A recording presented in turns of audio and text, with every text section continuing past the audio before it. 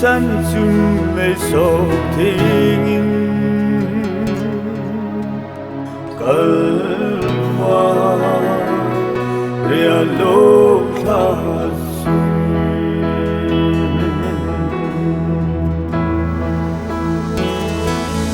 你都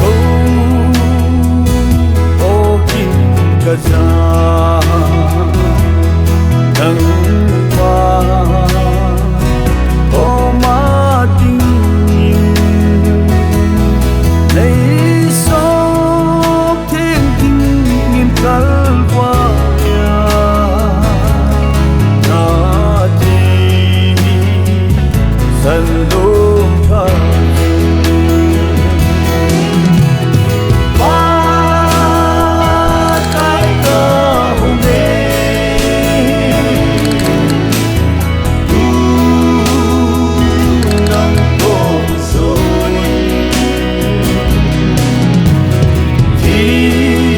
山中未屬天，而我也路他行。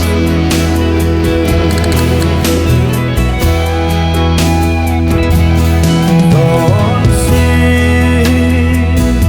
個希望那天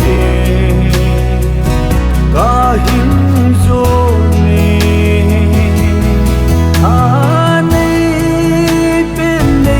sắp tiếng sẽ linh ta thế sẽ hóa sang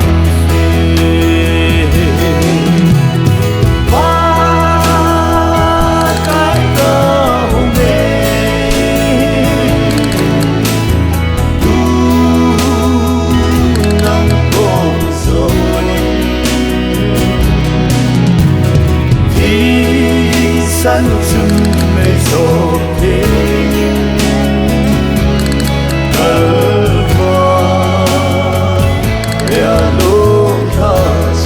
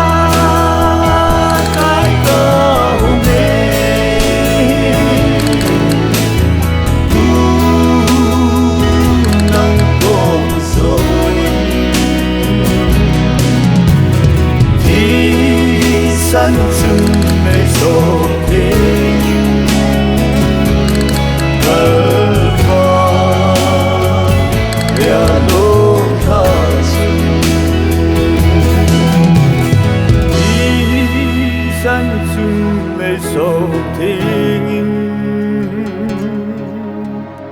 更話 Ria